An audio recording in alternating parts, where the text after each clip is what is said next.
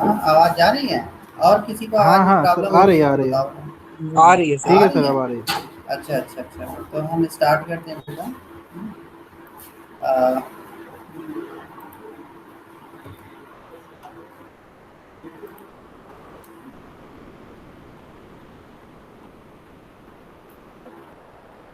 so last time we were discussing about cost estimation and all that. So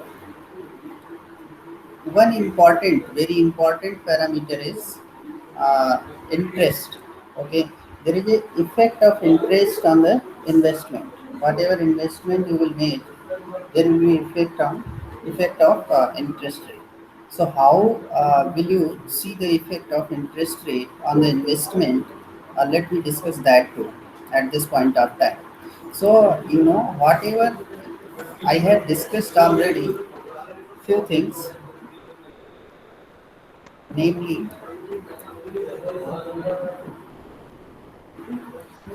as far as cost estimation is concerned, there are several methodologies that I will take up later. Cost estimation. In the cost estimation, what I have discussed, capital cost, fixed capital investment rather, and working capital investment is equal to total capital investment. Now, second thing is that this is the estimation. This is not the correct thing, exact thing. This is the estimation. Now, this I have explained through cash flow diagram, tree diagram. You might recall that there was a root, and that there will be the source of money coming in and then going out as total capital investment, fixed capital investment, working capital investment, and all that. So these are the flow means, and this equivalently can be represented on the cash flow diagram. So whatever cash outflow will be there means investment, that I will represent as downward arrow. Suppose investment in the starting, very starting, you will make several payment, several investment, and later on you will be getting some income out of that also. So whatever income is, that is upward arrow. So this is just a convention. You can take your convention. Upward arrow will represent, upward arrow like this will represent the income, income from the project, and downward arrow will represent the expenditure from the project, right? So these two things you might have understood. Now let me explain.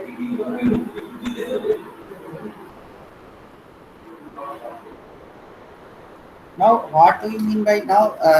Let's say this is the cash flow diagram. Now investment that you made right here,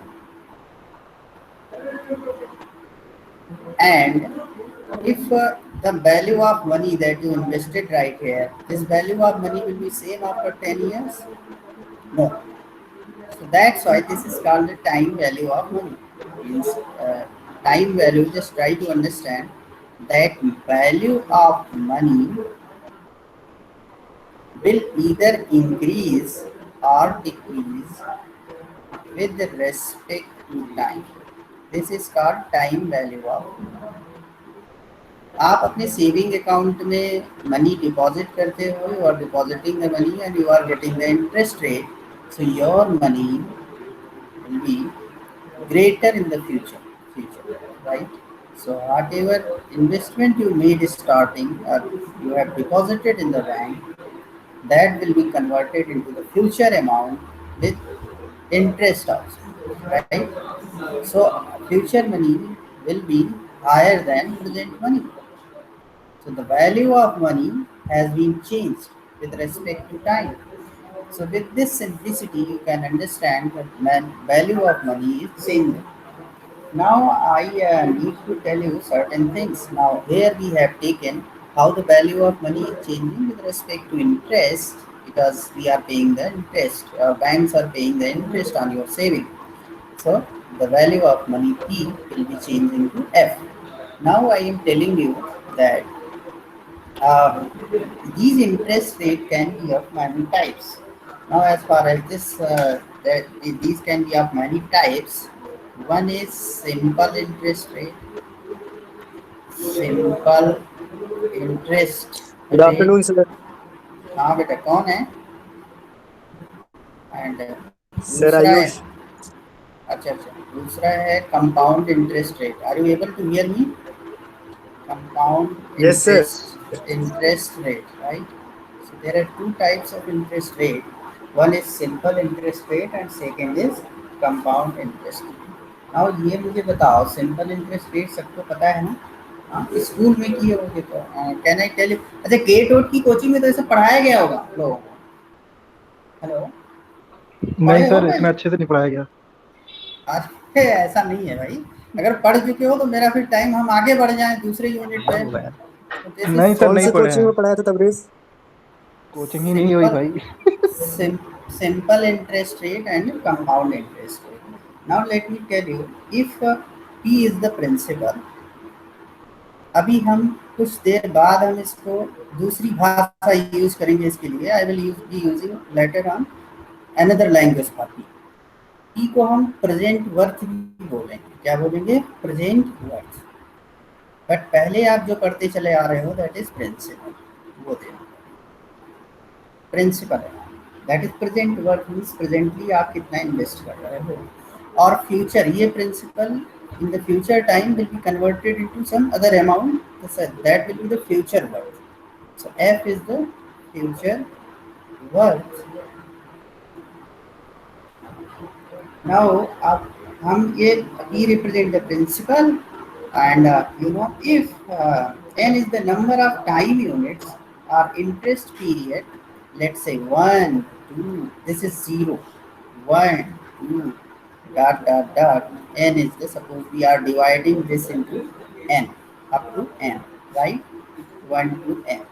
If n is the number of let me write it. So n is the number of time units, or interest period,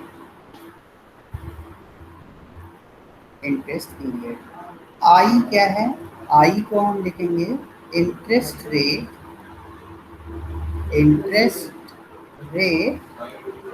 based on one interest period or per interest period.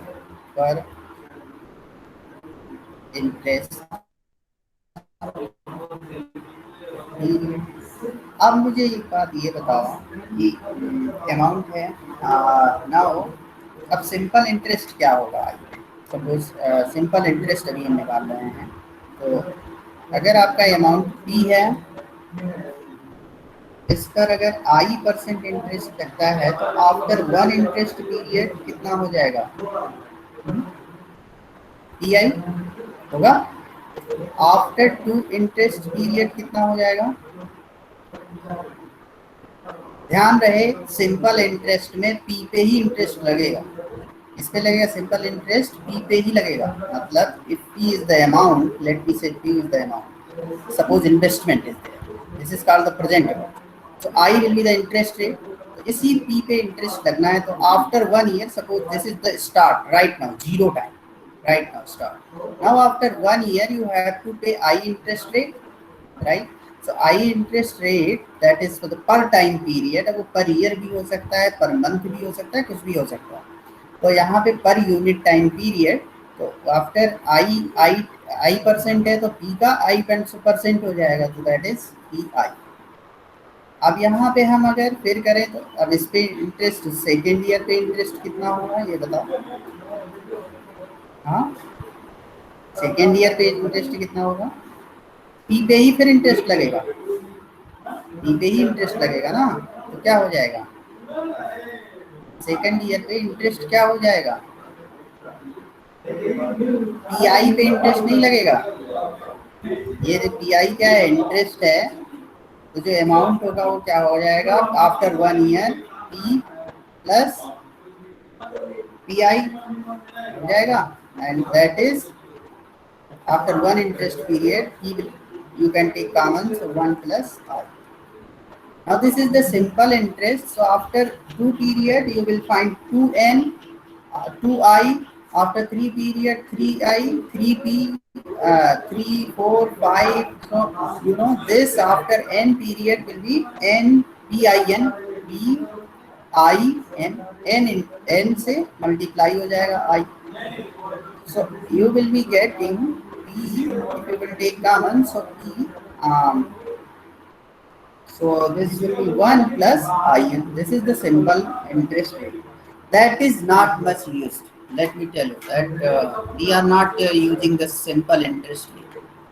Now after simple interest rate, अब आप common life में कभी कभी simple interest rate पे कभी कभी village में या कहीं पड़ोसी के यहाँ अगर आपके अच्छे संबंध है तो सिंपल इंटरेस्ट रेट पे आपको लोन दे सकता है, कहेगा आप 1000 हमसे ले लो, 1000 I am giving you and you will have to give 2% interest rate. तो कितना इंटरेस्ट रेट इस पे हो जाएगा बताओ, 20 रुपीज होगा कि नहीं होगा, बोलो यस और नो।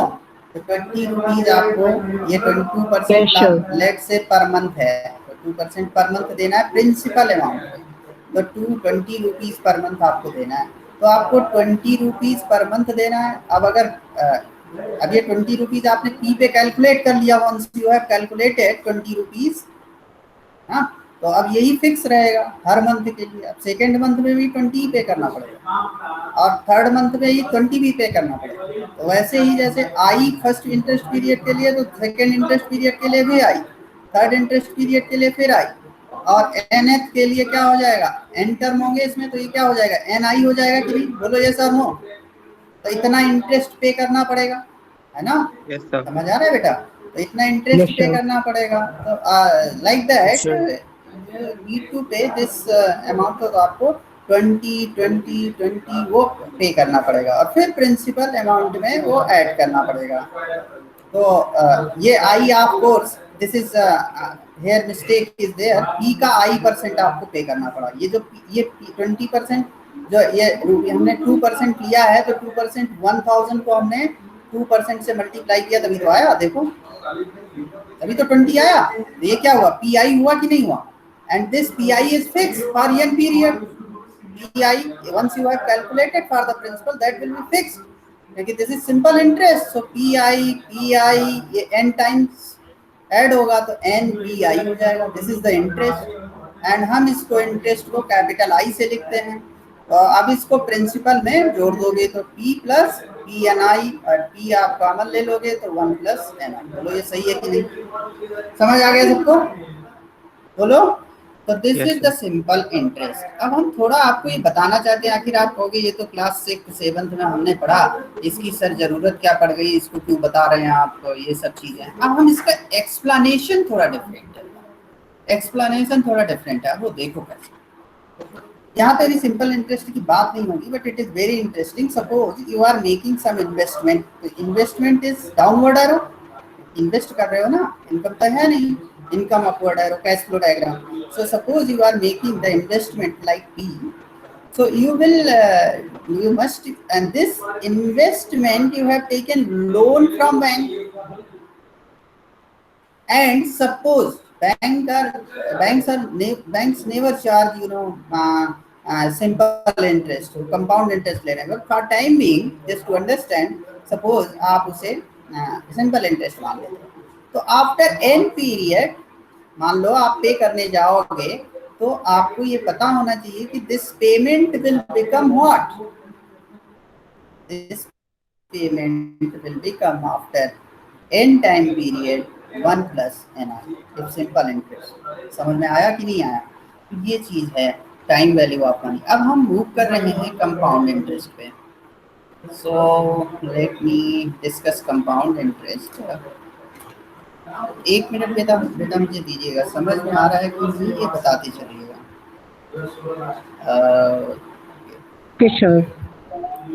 समझ में कहीं भी ना आए तो पूछ लो। और अब हम एक्सप्लेन करने जा रहे हैं कंपाउंड इंटरेस्ट।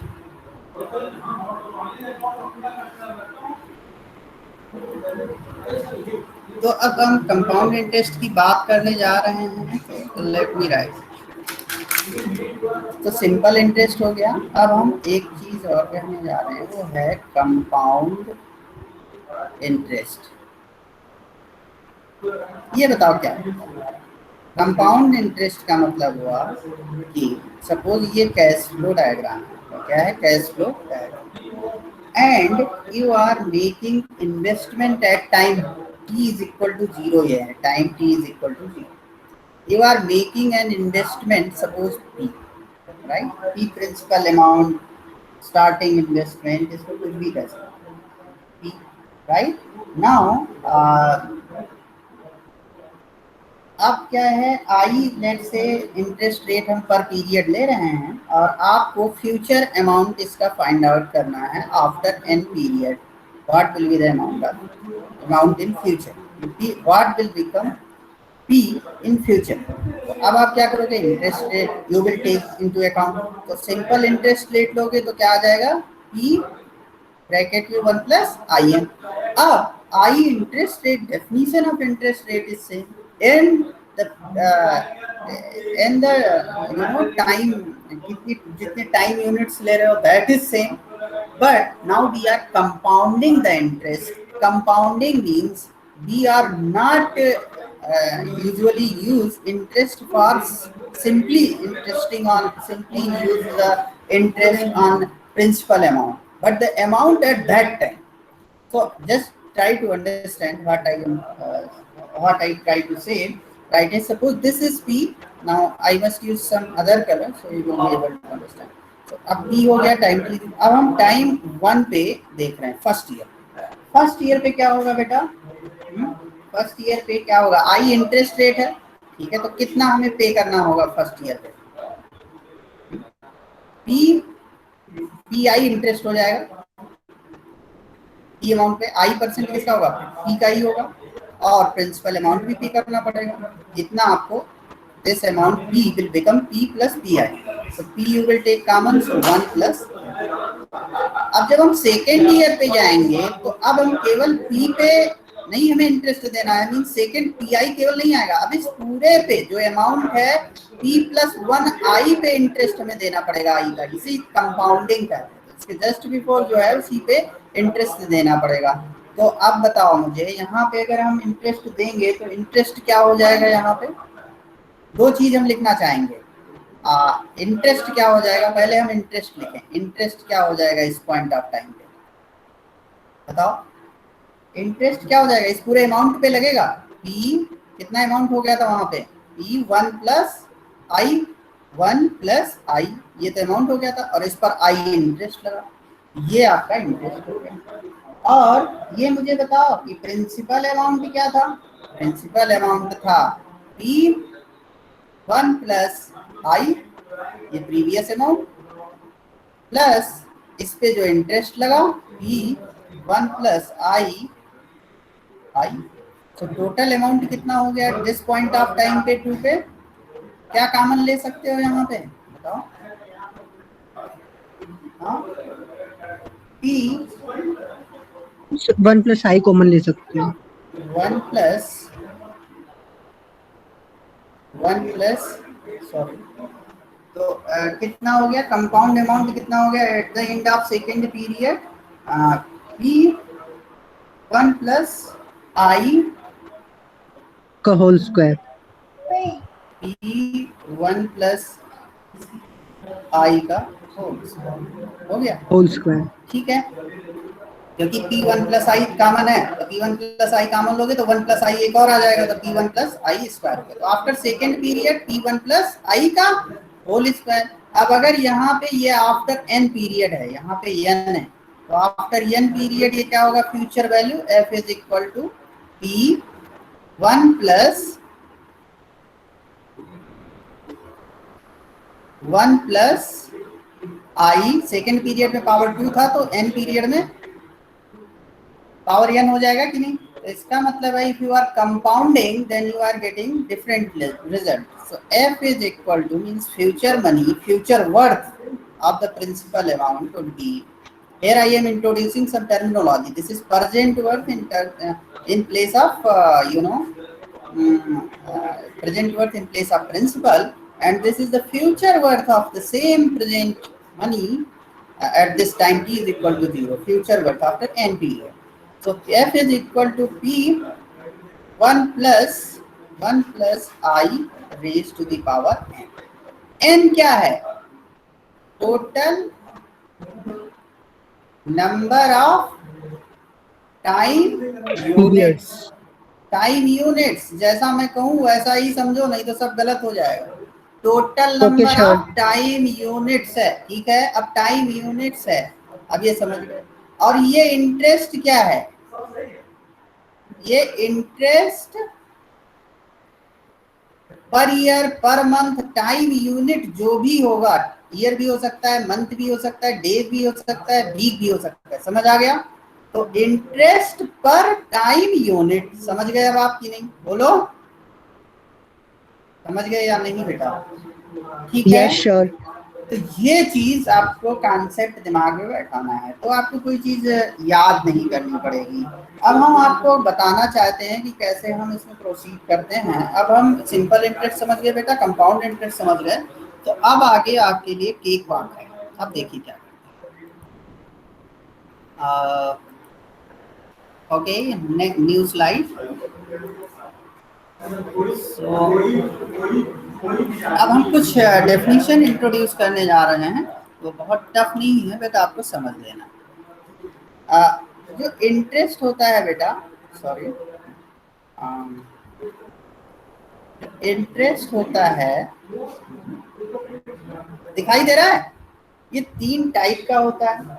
ये इंटरेस्ट रेट को भी हम 3 टाइप से रिप्रेजेंट करते हैं. एक तो इंटरेस्ट रेट सिंपली कहते हैं इंटरेस्ट, और दूसरा कहते हैं नॉमिनल रेट. नॉमिनल रेट, ये समझना है.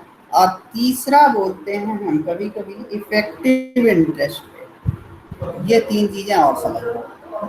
Effective rate of interest, effective rate of interest. अगर ये चीजें समझनी. अब ये क्या है? ये इंटरेस्ट रेट जिसे बोलते हैं वो क्या है बेटा? इंटरेस्ट पर पीरियड. ये क्या है? इंटरेस्ट पर पीरियड है.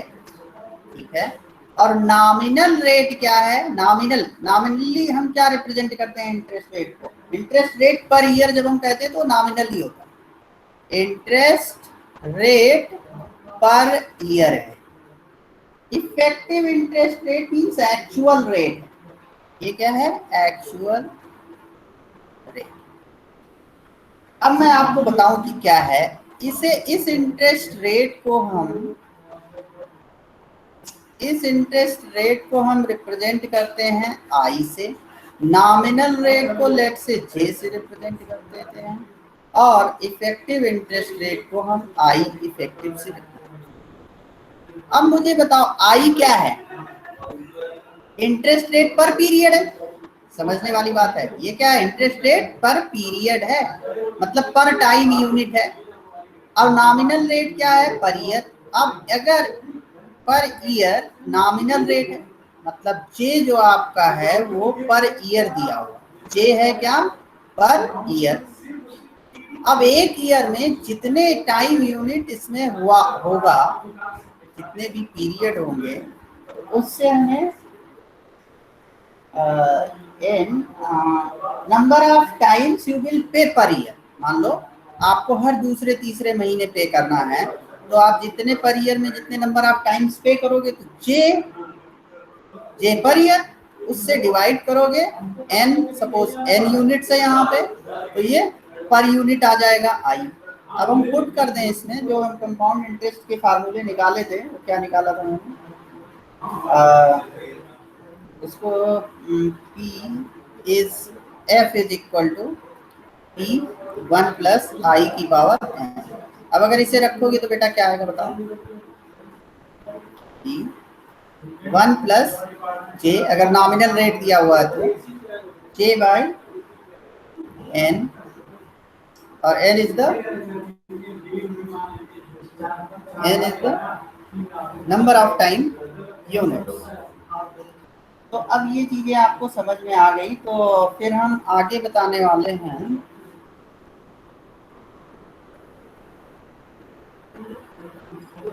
हम प्रॉब्लम करेंगे तो और चीजें क्लियर होंगी। So don't worry about anything, अभी बस समझते चले जाओ। So how can we define effective interest rate? अरे सुनो तो अभी, कौन है बोला है? सुनो तो यार अभी। रज्जो, आयुष आयुष हाँ, सर ये सुन अरे नहीं रहा सही बेटा से। हम सब बता के छोड़ते हैं, आप उसे सुनो वही तो तो पहले। सर। गुप्ता ये क्यों गुप्ता सुनता बीच है सर, में क्यों गुप्ता। इतना एक्साइट हो रहा है? वही अगर तो इतना सर। ज्यादा एक्साइटमेंट है तो फिर वो कोचिंग में पढ़ सकते हो। वही सर ये कमजोर राबिल है। वो कोचिंग में पढ़ सकते हो, वो बता देगा आपको जल्दी जल्दी, जादू ट्रिक वो बता देगा। जल्दी वो बताइए पसंद मुझे। है इसको। अरे जल्दी ज्यादा बल्दी कोई एक्साइटमेंट है सर, ज्यादा एक्साइटमेंट है। कोई बात नहीं। ठीक सर। एक बार टीचर बन जाए पहले तो बता दो, इतना डिटेल में पढ़ाने के लिए फिर कितनी ताकत लगानी पड़ती है। सही बात सर। सर समझ आ आपकी जाए। बात अलग है, सर आपकी बात अलग ही है। अब देखो इसमें हमने ये टाइम, जी सर दिखाइए। अब here P is the investment and F is the future value of that investment. So you have represented F is equal to P 1 plus I। Alright, अब हम एक चीज लिखने जा रहे हैं यहाँ पे, कुछ चीजें आप समझो। एक हम टेबल बना रहे हैं, आप क्विकली बता सकते हो कि n क्या होगा, n की वैल्यू क्या होगी। ये n is the method of compounding. तो हमने लिखा था J, that is nominal interest rate, sorry I interest rate is equal to J nominal divided by n क्या है, मेथड ऑफ कंपाउंडिंग इसे बोलते हैं, क्या बोलते हैं, मेथड ऑफ कंपाउंडिंग। अब इस मेथड ऑफ कंपाउंडिंग को अब हम यहाँ पे इस टेबल के फॉर्म में लिखने जा रहे हैं, इसे ध्यान से सुनना, प्रॉब्लम सॉल्विंग में हेल्प करेगा। सो मेथड ऑफ कंपाउंडिंग क्या होता है बताओ बेटा? एनुअली कंपाउंडिंग करते हैं कभी, समझ आया? एनुअली कंपाउंडिंग करेंगे तो नंबर ऑफ पीरियड्स कितने होंगे? 1 होगा ना, 1 होगा। सिंपली। हाँ, सेमी एनुअली करेंगे तो 2 होगा। Yes sir. Half semi annually करेंगे तो 2 होगा, 2 पीरियड हो जाएंगे। एक ईयर में ही देखना है आपको कितना हो रहा है, जैसे 0 1, जे क्या था, पर ईयर था ना, तो 0 1 के बीच देखना है कितना। अब देखो सेमी हो गया। अब क्वार्टरली अगर करें तो कितना होगा? क्वार्टरली मतलब 3 हो जाएगा। 3 कैसे होगा, 4 होगा। 4 4 4 Sir, 4. गलती हो गई सर। ठीक है, यही कहते हैं, ज्यादा जल्दी नहीं बोलना चाहिए, वही सोच तो के सर। बोलो, ठीक बोलो। अब देखो बेटा, अच्छा हम ऐसे नाम ले रहे हैं, अब बताओ बाई मंथली हो तो कितना होगा? 6 6 टू जा 12 है ना, बाई मंथली, बाई मीन्स 2। अच्छा मंथली बोले तो कितना हो जाएगा? 12 है। अच्छा वीकली बोले तो क्या हो जाएगा? अब बताओ 1 ईयर में कितने वीक होते हैं? सर 52 शायद, 53 पता नहीं। Very good, 52। ठीक है, तो ये चीजें आपको समझ में आ गई। व्हाट इज n, 1 2 4 6, उसके अकॉर्डिंग यहाँ पे हम वैल्यू पुट कर सकते हैं। समझ आ गया बेटा?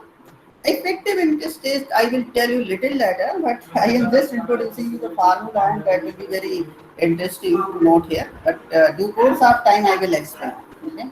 I is equal to 1 plus I की power n minus 1। तो ये हम अभी इसको बाद में एक्सप्लेन करेंगे, बट यहाँ तक अगर आपको simple compound interest, compounding and terminology ये तो समझ में आ गई होगी। अब अगर ये समझ में आ गई है तो हम कुछ इंटरेस्टिंग चीज़ और बताने वाले हैं। जैसे यहाँ पे जो मैंने एफ लिखा हुआ है, अब हम ये तो 1 ईयर को हमने डिवाइड कर दिया था ऐसे, 1 ईयर को मैंने कितने यूनिट्स है वो कर दिया। अच्छा बताओ, अगर नंबर ऑफ ईयर्स मान लो 5 ईयर्स है, 6 ईयर्स है, तो क्या हो जाएगा? उसमें देखो फ्यूचर जो अमाउंट ऑफ मनी है that will become P 1 plus i is interest per unit period. और अगर वाई ईयर्स है, वाई ईयर्स के लिए यूज कर रहे हो और you are using n time period है, एन टाइम यूनिट्स है किसमें? पर ईयर में, तो वाई एन। अब यहाँ पे ये चीज हो गई। अब बताओ, अगर हमें प्रेजेंट निकालना हो, मतलब फ्यूचर की वैल्यू हमें पता है और इंटरेस्ट रेट गिवन है, तो हम कैसे फाइंड आउट करेंगे पी फ्रॉम एफ? बताओ कैसे फाइंड आउट करेंगे? अरे अगर F is equal to P 1 plus I की पावर वाई एन है, तो पी की वैल्यू क्या होगी? एफ, और ये इस साइड में ले जाओगे तो एक्सपोनेंट माइनस हो जाएगा, 1 प्लस आई की पावर माइनस वाई हो जाएगा कि नहीं? तो सिर्फ एक्सपोनेंट का डिफरेंस आ रहा है, rest is same almost. Okay, तो ये चीज आपको समझ लेनी है। अब हम इसके बाद एक प्रॉब्लम करने जा रहे हैं जहाँ से आपको चीजें कुछ और समझ में आएंगी। तो अब हम प्रॉब्लम ले रहे हैं।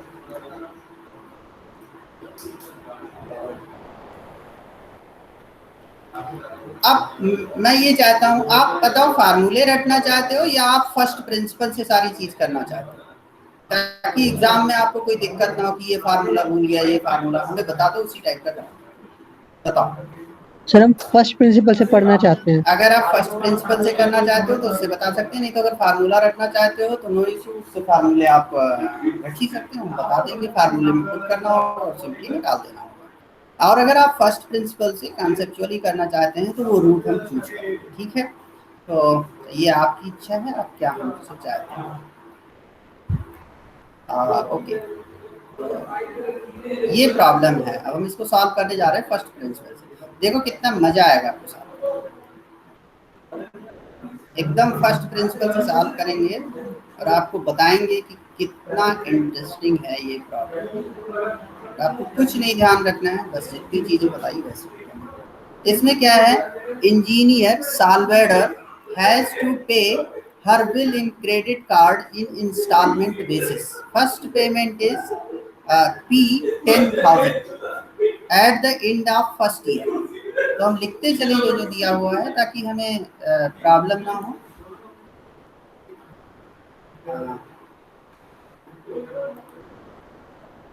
तो क्या क्या गिवन है बेटा, देखो व्हाट इज गिवन।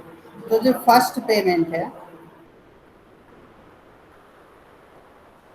सॉल्यूशन हम सॉल्व करने जा रहे हैं, ये इसमें लिखा है engineer Salvador has to pay her bill in credit card in installment basis. First payment is 10,000 at the end of first year. तो हम क्या बनाएंगे, सबसे पहले कैश फ्लो डायग्राम बनाएंगे। सीएफडी कितने लोग पढ़े हैं, computational fluid dynamics? Sir Tabrez पढ़ा है। हाँ तबरेज जी, इसमें देखो बेटा सीएफडी कंप्यूटेशनल फ्लूइड डायनामिक्स, और इसको शॉर्ट में हम ये भी बोलते हैं कैश फ्लो डायग्राम की इस प्रोसेस डिजाइन में, ठीक है?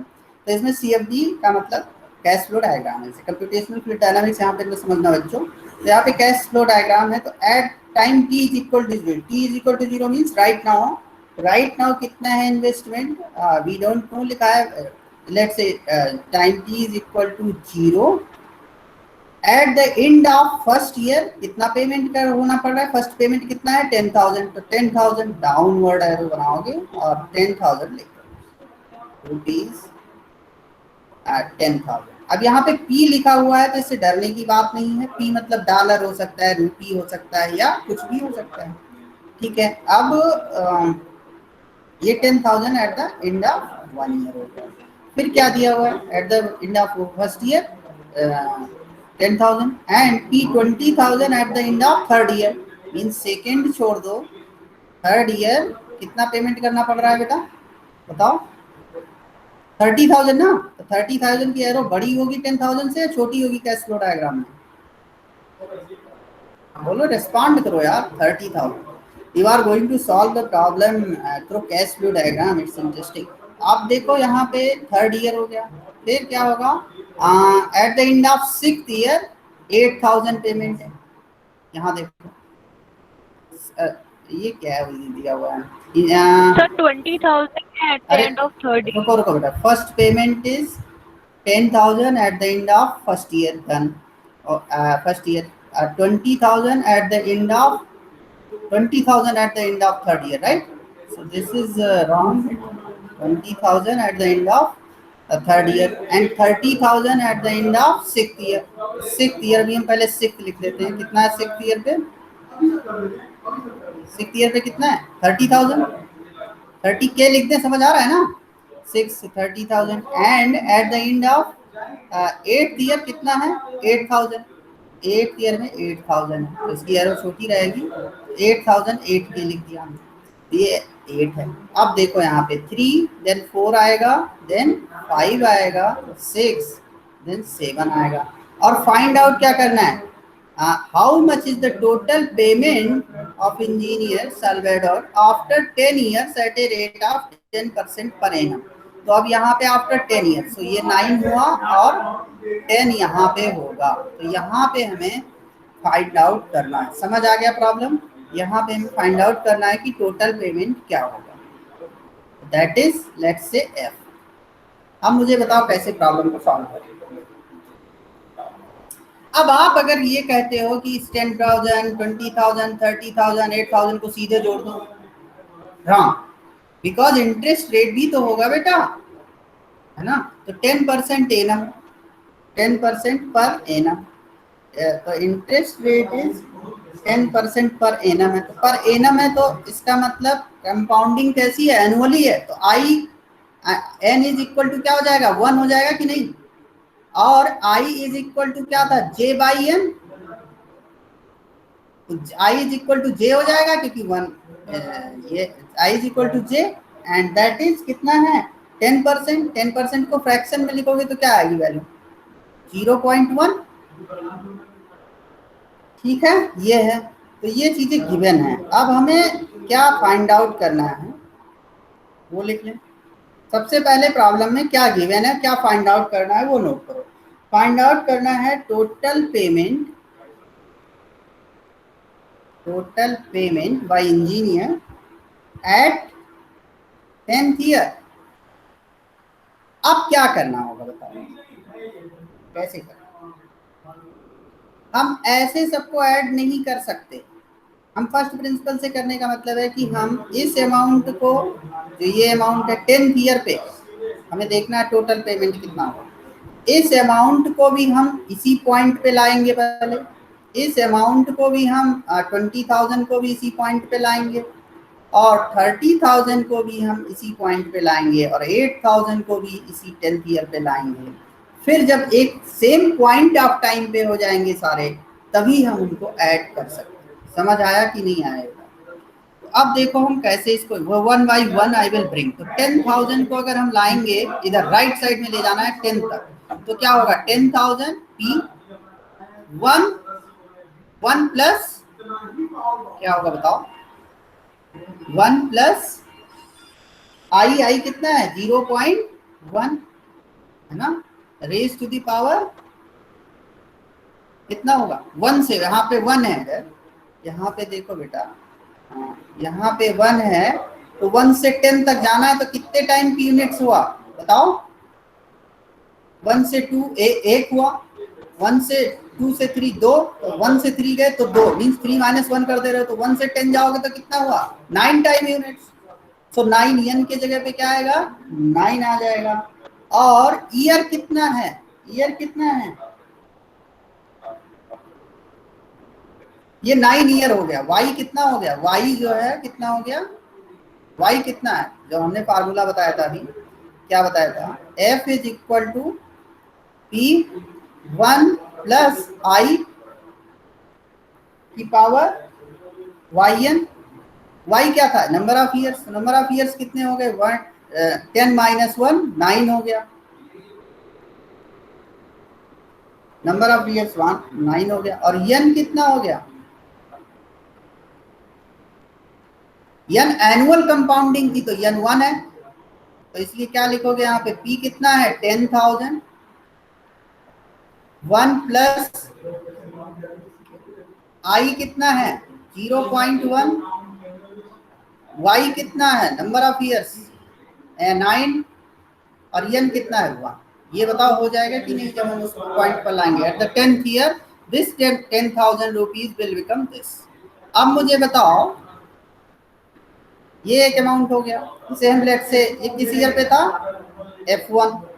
ये इस ईयर पे था 1 पे, eight the end of 1 year इसे हम 10th पे लेके गए तो जाएंगे। अब फिर जो F3 है, F3 मीन्स यू नो यहाँ पे आपको दिखाई दे रहा है ये चीज F3, इसे हम बोलेंगे F6, इसे बोलेंगे F8, सबको हम F10 पे ले जाएंगे। तो F1 हमें फाइंड आउट हो गया। अब हम F2 flip, F3 sorry, F3 means third year, तो थर्ड से 10th तक जाना है। अब अमाउंट कितना है F3 पे, कितना है 20,000, देखो 20,000 इज द P,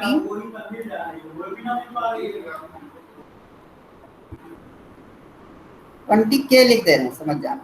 1 प्लस 0.1 आई इंटरेस्ट, नंबर ऑफ ईयर कितना होगा 3 पे है तो 10 माइनस 3 मतलब 7 ईयर्स, इनटू n कितना है, n तो 1 है, एनुअल कंपाउंडिंग है। अगर एनुअल कंपाउंडिंग नहीं होती तो मान लो क्वार्टरली होती तो क्या होता है यहाँ पे 1 के जगह पे, बोलो 1 के जगह पे क्या होता, हाँ 4। हाँ गुड। तो F3 and then I need to, हम सबको सेम पॉइंट ऑफ टाइम पे ला रहे हैं ताकि हम ऐड कर सके, समझ आ रहा है, सबको हम 10 पे लेके जा रहे हैं क्योंकि हमें 10 पे पूछा गया है after 10 years.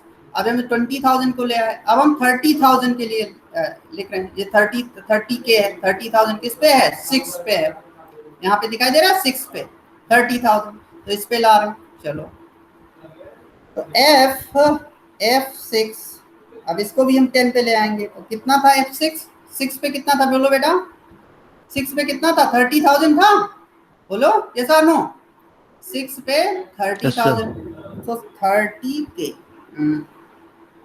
30K 1 plus interest rate तो वही सेम है 1 प्लस 0.1। अब 6 पे है तो 10 तक जाना है तो कितने ईयर हुए 6 से 10 तक, 4 ईयर हुए, 10 minus 6 into n is equal to 1 है क्योंकि एनुअल कंपाउंडिंग, F6 हो गया। अब क्या बचा, अब ये लास्ट पेमेंट था उसका 8,000 वाला 8th ईयर पे, तो वो लिख लो 8th ईयर पे, तो हम 8th ईयर पे लिख देते हैं F8, ये सब फ्यूचर वैल्यू है इसलिए F से लिख रहे हैं। F8 क्या हो जाएगा, F8 पे कितना, F8 पे 8,000 था तो इसकी हमें 10 पे फ्यूचर वैल्यू निकालनी है। हाँ, तो 8 subscript represent that initial value at 8th year और F represent its future means future value at 10th year, that is understood. So F8 what will be the value of F8, F8 8 पे कितना था, 8 पे 8,000 था right, 8,000 8K, आप पूरा 8,000 लिखना, हम 8K लिख दे रहे हैं, ठीक है। 1 प्लस 0.1 और पावर कितना होगा 10 माइनस 8 क्या हो जाएगा 2 हो जाएगा, ऐसे लिख दे रहे ताकि इलेबोरेट हो जाए।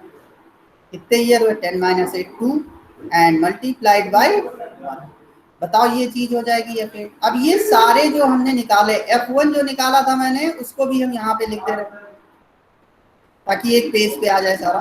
F1 क्या था 10K 10,000 1 प्लस 0.1 9 मल्टीप्लाइड बाई 1, ये सारा किस पे है 10th ईयर पे है कि नहीं है, बोलो ये सारा। और 10th ईयर पे सेम ईयर पे तो सबको ऐड कर सकते हैं, सबको ये ऐड कर सकते हैं तो आपको F10 पता चल जाएगा। F10 आपको निकालना है, ये तो फाइंड आउट करना है, तो क्या हो जाएगा सारे ऐड कर दो। अब एडिशन में हमने F1 पहले निकाला था अभी बाद में लिखे, तो F1 प्लस F3, अभी कम्यूटेटिव होता है तो कोई फर्क नहीं पड़ता, सारे को ऐड करना, F6 F8 और F, बस इतना ऐड कर दोगे जो ये वैल्यू आएगी कैलकुलेटर से कैलकुलेट करके, तो ये प्रॉब्लम सॉल्व होगी। बताओ इसमें हमने कहीं कोई चीज, अब क्या होगा किताबों में आपको बड़े बड़े फार्मूले दिए होंगे ये चीज है, बट मैं आपको एक कॉन्सेप्ट बता रहा हूँ, टाइम वैल्यू ऑफ मनी। आप जैसे यहाँ से पता चल गया 10th ईयर निकालना है कितना पे करना है, तो इसका मतलब 10th ईयर पे तो सबको सेम पॉइंट ऑफ टाइम पे ले आओ जितने पेमेंट्स, और उसके लिए फार्मूला यूज कर लो कंपाउंडिंग का, कंपाउंडिंग टेस्ट का, सेम पॉइंट ऑफ टाइम में ला करके ऐड कर दो। समझ आ गया कि नहीं, तो आपको बड़े बड़े सीरीज फार्मूले और ये सब रखने की जरूरत नहीं है। डिड यू गेट इट और नॉट, बोलो हाँ। अब हम इसी प्रॉब्लम को हम दूसरे तरीके से सॉल्व करें तो आप देखो कि कैसे सेम आंसर आएगा। अभी हम सेम आंसर लाएंगे, देखना अभी हम दूसरा तरीका यूज करने जा रहे हैं। देखना अब हम ये सेकेंड मेथडोलॉजी यूज करते रहते हैं, but answer will be same, answer will be same. अब देखो आपको सिर्फ, अच्छा अब मुझे जरा बताओ, according to problem zero first year से पेमेंट स्टार्ट हुआ था, ऐसा नो? फर्स्ट में कितना पेमेंट था बेटा? हाँ, फर्स्ट में कितना पेमेंट था? गुप्ता बताएगा सर। 10,000। फर्स्ट में 10K था, फर्स्ट में 10K था, फिर थर्ड में था शायद, और फिर सिक्स्थ में था शायद, फिर एट्थ में था शायद, am I right? First, third, six, eight. अरे मेमोरी हमारी सही है इसका मतलब। 10, 20, 38, 10 हो चुका, 20, 38। सो यहाँ पे कितना था? 20K। यहाँ पे कितना था? 30K। यहाँ पे कितना था? 8K। और हमें कहाँ फाइंड आउट करना था? 10 पे। ये जीरो था स्टार्टिंग पे, 1, 2 आएगा बीच में, 3, 4, 5 आएगा, 6, 7 आएगा बीच में, 8, 9। अब हम कहते हैं कि किसी दूसरे पॉइंट पे भी आप ला सकते हो सारे इन्वेस्टमेंट को। अब हम आपसे ये कह रहे हैं, चलो आप इस पे ना ला करके अब आप P6 पे ले आओ, पे ले आओ 6 पे।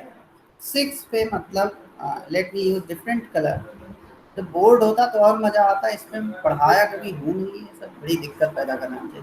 अब देखो यहाँ पे जब हम 6th ईयर पे सारे पेमेंट्स ला रहे हैं, 6th ईयर पे यहाँ पे जैसे हमने 10th पे किया था, 6th पे इन्वेस्टमेंट हम सब देख रहे हैं, और 10th पे तो हमें निकालना ही है, ये तो क्वेश्चन मार्क है, बट हम 6th पे भी कैसे निकाल लेते हैं वो देखना है।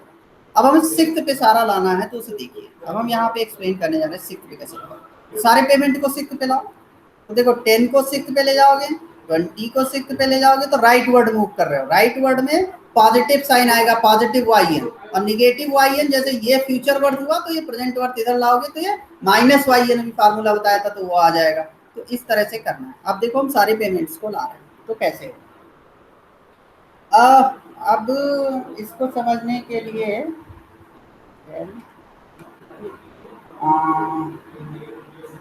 F1 कितना होगा ये बताओ?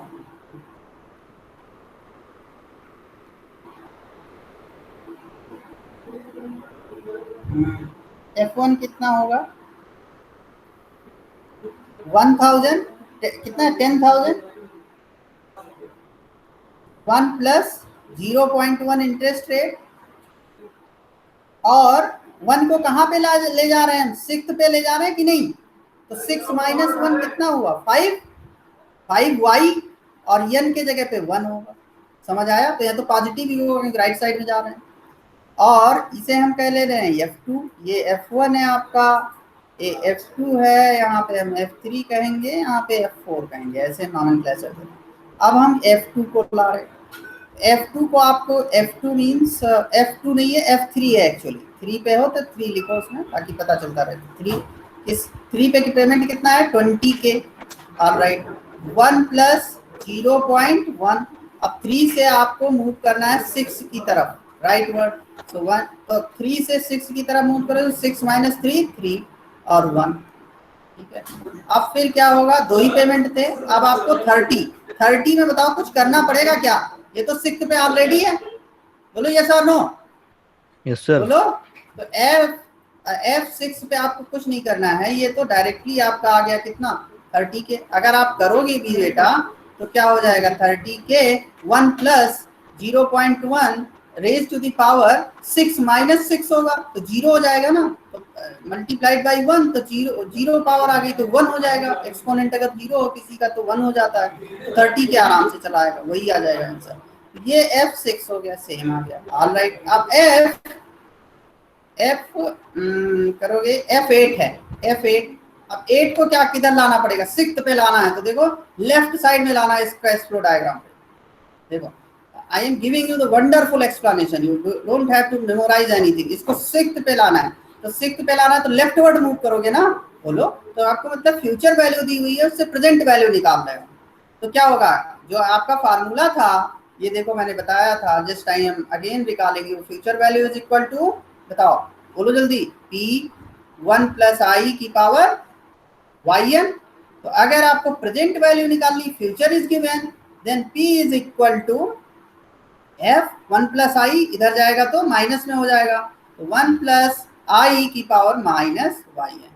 तो देखो लेफ्ट से, तो एफ से हम पी की तरफ जा रहे हैं, तो देखो ये मतलब F with future means right hand से लेफ्ट हैंड की तरफ जा रहे हैं, यही तो मतलब हुआ फ्यूचर से प्रेजेंट पे जाने का। तो राइट हैंड से लेफ्ट में जा रहे हैं, क्योंकि टाइम ऑफ प्रोग्रेस क्या है, लेफ्ट टू राइट है, राइट से इधर जा रहे हैं तो निगेटिव आएगा। अब F8 लिखना है, तो बताओ F8 पे कितना था, 8000 पेमेंट था, 8000 कर दो 8 की। ओके 1 प्लस आई कितना था 0.1, ऑलराइट। अच्छा अब 8 से हम किस पे जा रहे हैं, 6 पे, तो कितने ईयर्स हुए, 8 माइनस 6 कितना हुआ, 2 हुआ, बट माइनस साइन आपको लगाना है क्योंकि ये माइनस में रहेगा, क्योंकि राइट टू लेफ्ट जा रहे हो, -2 इंटू 1, ये हो गया। ये सारे हो गए। अब इन सबको ऐड करोगे, इसकी सारी की न्यूमेरिकल वैल्यू आ जाएगी कैलकुलेट करोगे। मान लो कुछ भी आ गई नंबर, जो ऐड करने पे आपको नंबर आएगा वो f इज इक्वल टू, हम दिखा दे रहे हैं क्या आएगा, 79336.670। जो पिछले वाले से वैल्यू आई थी वो मैं आपको लिख के बता दे रहा हूँ। जो F10 आया था, जो पिछला फर्स्ट मेथड में जो आया था वो आया था F10, वो आएगा अगर आप कैलकुलेट करोगे तो F10 आएगा 116,156.8189, ये वैल्यू आई थी। बट अब ये वैल्यू दोनों सेम तो नहीं है, बट ये किस ईयर पे है, 6 ईयर पे। किस ईयर पे है, 6 पे है। तो अब हम दिखा रहे हैं इस कैश फ्लो डायग्राम में आपने सारे जो इन्वेस्टमेंट थे उसको एक पॉइंट पे ले आया, एक पॉइंट पे लाने के बाद आपने सिर्फ 6 पे ले आए, 6 यहाँ था, 6 पे आप ले आए। तो ये जो पेमेंट था वो कितना था, बोलो कितना है, अभी में आपने निकाला है 6 ईयर पे 7,9, ये वाला पेमेंट 7,9, अभी इन सबको ऐड करके 6 ईयर ये हो गया 7,933.6702, जो भी आया आंसर, इधर उधर भी थोड़ा बहुत हो सकता है, आप जब कैलकुलेट करोगे तो ये 6 ईयर पे ये आ गया। अब हमें तो फाइंड आउट करना था 10th ईयर पे, 10th ईयर पे ही ये वैल्यू आई हुई है, इसीलिए डिफर कर रही है ये वैल्यू, तो 10th ईयर पे ये है। तो अब 6 से 10th पे आपको जाना है, 6 से 10th पे जाना है, तो 7 8 9 7 8 9, तो ये राइट वर्ड ट्रेवल है कि नहीं है, बोलो। F10 फाइंड आउट करना है, चलो F10 लिखो, राइट वर्ड ट्रेवल। F10 इस अमाउंट का, ये अमाउंट कितना है वो लिखो 7,933.67, ये वाली जो वैल्यू 6702, ये हो गया P की जगह पे। और 1 प्लस, अब राइट वर्ड ट्रेवल कर रहे हो आप, राइट वर्ड जा रहे हो तो 1 प्लस एक्सपोनेंट पॉजिटिव होगा, 1 प्लस आई क्या है 0.1, वो तो सेम रहेगा। y क्या नंबर ऑफ ईयर, तो 10, 6 से 10 पे जा रहे हो, देखो 6 से 10 पे जा रहे हो तो कितने यूनिट्स है, 1 2 3 4, या 10 माइनस 6 कर दो सीधे 4 आ जाएगा, 4 मल्टीप्लाइड बाई 1, ये जब कैलकुलेट करोगे तो सेम आ जाएगा 156 जो पहले वैल्यू आई हुई थी 156.8189। अब ये वैल्यू और ये वैल्यू दोनों सेम है कि नहीं, बोलो। दोनों मेथड से बताया, मतलब किसी भी पॉइंट ऑफ टाइम पे आप सारी वैल्यूज को शिफ्ट कर सकते हो time of value money concept से कैश फ्लो डायग्राम में। समझ आया कि नहीं, answer will be same, you are getting. समझ आ रहा है बेटा कि नहीं, हेलो, यस सर आ रहा है, समझ आ रहा क्या बच्चों। तो देखो बिल्कुल ये है फर्स्ट प्रिंसिपल से, इसमें कहीं भी कोई चीज नहीं फंसेगी, बस आपके कॉन्सेप्ट के लिए ना आप करते हो, आपको पता है राइट वर्ड मूव कर रहे हैं, लेफ्ट वर्ड। अब देखो हमने यहाँ पे बहुत सारी चीजें ली हैं, आप देख रहे हो टाइम इंटरवल भी हमने क्या लिया हुआ है, ऐसा लिया हुआ है कि इक्वल नहीं है, 3 है फिर 6 है, 1 पे पेमेंट है, फर्स्ट ईयर पे है, फिर 3rd ईयर पे है, फिर 6th ईयर पे है, फिर 10th ईयर पे है। तो देखो जो इनके बीच जो डिफरेंस है वो भी डिफरेंट है, फर्स्ट से 3 के बीच 2 का है, फिर 3 से 6 के बीच 3 का है, 3 ईयर्स का गैप है, but uneven distribution, uneven payments भी है, तो आप future value of money find out कर सकते हो, time value of money find out कर सकते हो। So this cash flow diagram that I am telling you, this is the wonderful concept in this exercise. ये समझ में आ गया, बोलो कि नहीं आ गया, बोलो। So I think I should stop right here. Okay. समझ आया कि नहीं आया? कोई ऐसा जो ना समझ में आया हो बेटा? हेलो, हाँ, अटेंडेंस मैंने फ्लोट कर दी है, आपको अटेंडेंस मिल जाएगी।